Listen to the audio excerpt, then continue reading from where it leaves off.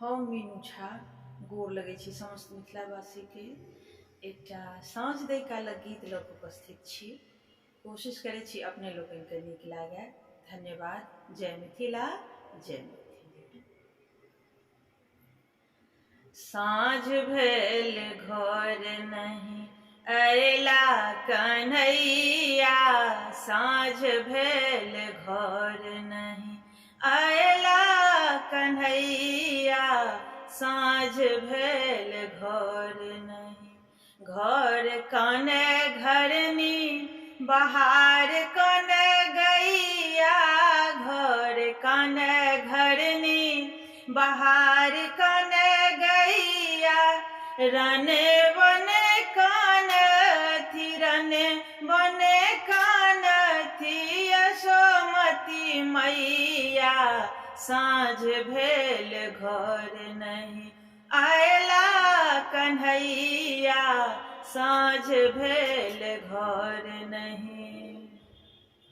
कथी केरे दीप कथी सूत बाती, कथी केरे दीप कथी सूत बाती, कथी केरे तेल जरब सारी राती, साँझ भेल घर नहीं अयला कन्हैया, साँझ भेल घर नहीं।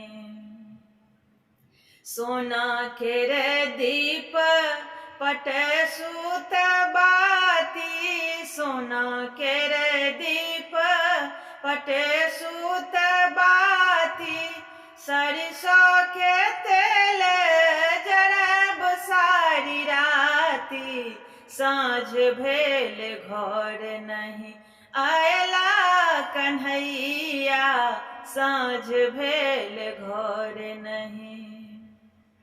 जरे लागल दीप झमकी गेल बाती, जरे लागल दीप झमकी गेल बाती, खेलो लगली संझा मैया, खेलो लगली संझा मैया, चारू पहर राती, साँझ भेल घर नहीं अयला कन्हैया, साँझ भेल घर नहीं।